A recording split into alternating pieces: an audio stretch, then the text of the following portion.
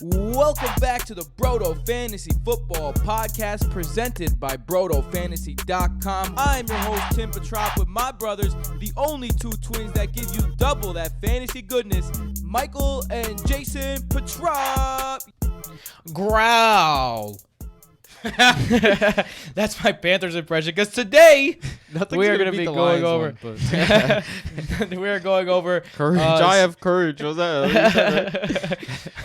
We are going over to the NFC South for our second or third team in the NFC South. That's the Carolina Panthers. I'll start with the offensive outlook and their coaching staff. Ron Rivera and Norv Turner run it back ×2. We know Norv Turner. He is an old school kind of guy. He's going to heavy usage of the running back. Yep. Small, speedy receivers. Cam makes the whole thing tick. We're going to start with Cam. So let's go on because there's nothing new going on there. Let's get straight to the quarterback. Cam Newton, after he got hurt, he was absolutely unusable last year. And Michael is one of the people who we were telling everyone, listen, Cam has a really, really easy schedule at the end of the year. And if you're trying to position yourself for the playoffs, make a move for Cam. And then he gets hurt. You made that move for Cam, and you got burned by that. Yeah. But it would have been a great strategy had he not gotten hurt because he was great last year. Didn't even play the final 2 games and still finished as the quarterback 12 overall. So still a quarterback 1, even though he didn't play 2 games. He was also hurt. playing injured. Yeah. 5 of his previous 7 seasons, he finished as a QB 4 overall or better. So this is a guy that has a chance to be great. Still a threat to run for TDs. He has better yak guys this year. Has a chance to be the steal of every single fantasy draft if he's going late. Michael, how do you feel about Cam Newton? See, that's where I'm probably parting from you here, because yes, he can be a steal, but I'm not going to be the guy taking the risk on Cam this season. You saw what happened with him last year with the shoulder injury. He was not the same guy. Nah, not even close. Bad. And there were reports early in the summer. We talked about it because we had podcasts going on throughout the whole season where there was a report at one point saying he might even miss the whole season because of his shoulder. And that lightened up. That was a long time ago. But this dude, yes, he seems healthy now, but he's changing his throwing motion. Like, he's a veteran in the NFL changing his throwing motion. Someone who wasn't that good of a thrower to begin with. Exactly. Like, his inaccuracies were his downfall. And now he's changing his throwing motion. Like, yes, he still runs. He's still going to get you those big games because of the rushing and the rushing touchdowns. But I'm not taking that risk with Cam Newton this season. He's the 10th quarterback off the board right now. Jason, right before we got on, you were like, yo, let Michael talk about Cam because I want to talk about Will Grier. Yeah. Talk to us about Will Grier. We're going to talk about a backup quarterback for once because I think Will Grier could make an impact this season. He has a good last name for the Panthers. Grier. He was one of the most accurate passers in college last season. I kept saying it. He was one of my favorite guys, probably behind Kyler Murray going into the draft. I talked about it on this pod. Also, Scott Barrett of PFF, smart guy as well. Number 2 behind Kyler Murray. Reports out of camp have been entirely positive. The biggest knack against Will Grier was that his arm strength isn't that strong. Yeah. And all we're hearing now is Ron Rivera saying it's better than perceived. He's improving. It looks really good. Only Kyler Murray, first overall pick, and Tua Tavio, right, whatnot. Tua from Alabama. Who's probably going to be the number 1 pick next year, had a better depth-adjusted completion percentage last season. Only Murray, Tua, and Haskins had a higher passer rating. All of these quarterbacks are great quarterbacks, potentially for NFL teams. High-round draft picks. So if you look at people all the time, a lot of people don't get picked high because they don't have the tools, right? Like, he's not a tall guy. He doesn't have a super strong arm. But a lot of those people don't pan out because they don't have accuracy. Will Grier is accurate. The only knock against him is his arm strength. That seems to be looking better. If Cam Newton goes down, I think Will Grier will do good.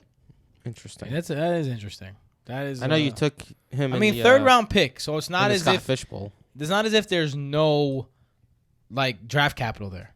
Yeah. When you spend a third round pick on a quarterback, you expect him to contribute to your team. But let's go on to a player that's definitely going to be on the field this year.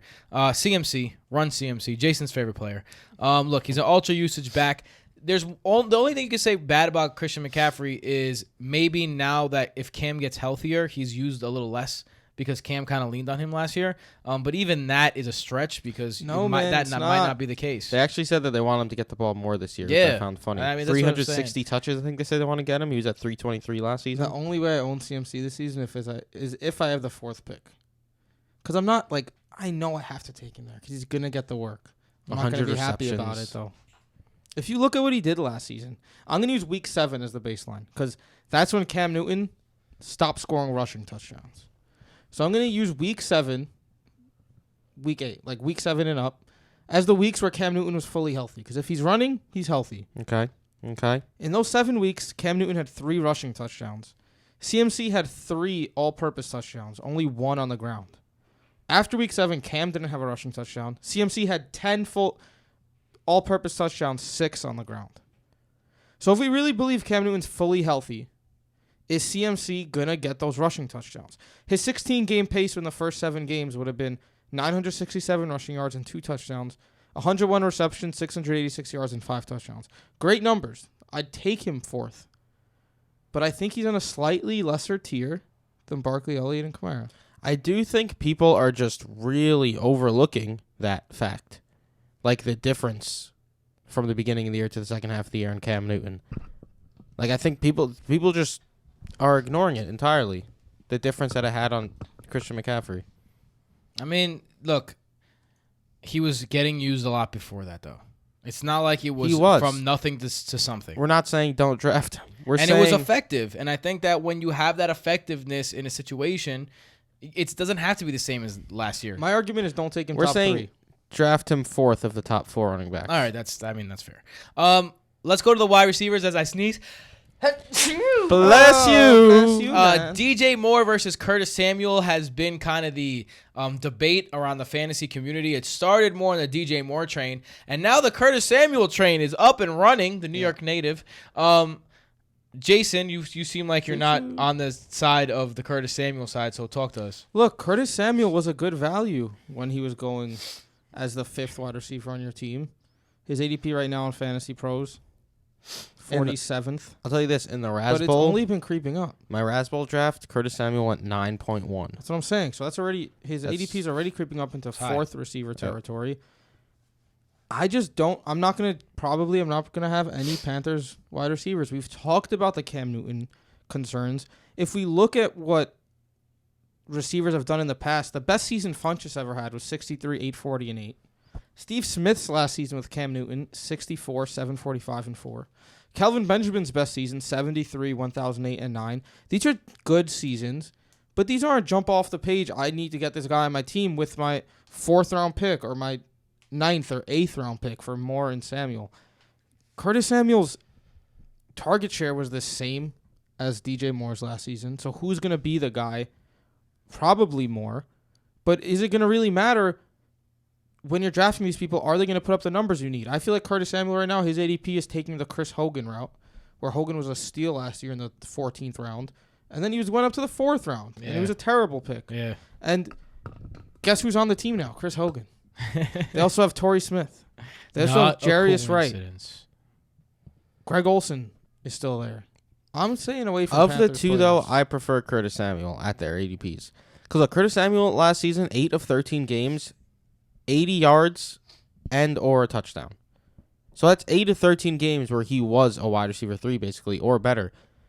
DJ Moore, on the other hand, guess how many games last season he had with over 12.5 fantasy points? 3. 2. Good guess. Dude, 55 receptions, I had DJ Moore 788 last yards, and 2 touchdowns. Top 15 in yards after catch, no surprise. That's his bread and butter. But the quantity and quality of targets are just not there, and Cam Newton is changing his throwing motion. In the Raz Bowl, like I just said, I started my draft Devontae Adams, Zach Ertz, George Kittle, Travis Kelce. Those 4. And Howard Bender, a different fantasy guy, was saying it was the worst 0 RB thing. That's how you don't do 0 RB. And then he went and drafted DJ Moore in the 4th round.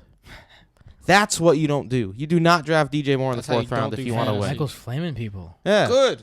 Nice. He also took Kyler Murray in a league. And I'm a very nice guy. He also- This is very like shocking that Michael's going. deciding to flame someone. That guy also took Kyler Murray in the 7th round in a league with 20 points for passing yards. And 6-point passing 6-point touchdowns. passing Yeah, touchdowns. QB Fuck point. out of here with That's a a rushing different guy. quarterback in that Yeah. type of league. Yeah. But yeah, he said the worst right. of 0 RB when I win that league. Oh boy, oh boy. I prefer DJ Moore. I love that start, by Not the way. considering ADP. I just think he's going to be better this season. I think that he's more of a number 1 kind of target. Greg Olsen, I'm staying away from. There's not really much to say. He's old now. If you want to take him late, I get it. But I mean, if you think Greg Olsen is the Greg Olsen of the past, it's like taking Antonio Gates right now and expecting him to be like that. Greg Olsen's played 16 games the last 2 seasons. He put up 482 yards and 5 touchdowns. 16 total games. So I'll pass. Not even 50 yards. Not even 40 yards a game. That's nuts. Look, the Average. alarm's going off. That's for that's the hospital coming to pick up the old man, Greg Olsen. Yeah. One injury away. Jason, start with Will us. Greer. Will Greer. Yeah, I thought you were gonna say that. Michael. I didn't really have one, but I just decided to go Curtis Samuel because if DJ Moore gets hurt, then the uptick in targets will help even more. I got someone that you probably never heard of. His name is Jordan Scarlett, 5th-round rookie out of Florida, downhill runner. It seems as though he's going to be the backup to Christian McCaffrey Over if he wins Cameron that Artis job. Payne? Yeah. The Cameron Artis Payne, the one who's been on the Panthers The for 112 years? The One and only. Cameron Artis Payne. C-A-P. Michael, where can they find you? Mike_Petrop. Jason. Jason Petrop. You can find me on all social media outlets at Tim Petrop, but only if you're feeling real frisky. If you want to, get some extra stuff, get our waiver picks during the year, get free advice from us. Well, not free. Please go to patreon.com. Access to our DMs, access to Broto Leagues, a chance to play in a league with us, and a whole bunch more extras. Check out patreon.com/Broto Fantasy. Also, youtube.com/Broto Fantasy. If you're not already watching, thank you if you already are. What else? BrotoFantasy.com for all of it. It's the conglomerate. You know what I'm saying? Also, I don't know if we haven't mentioned it in a while. For people who, some people listen to our podcast, but they're not on Twitter. We're on Spotify, iTunes, SoundCloud. So if you're on those apps and you didn't know we were on them, you can listen to us there. Yes, we are. If you don't know, now you know. We are the cast of pod. Twitter. Until next time. Later, dudes. Later.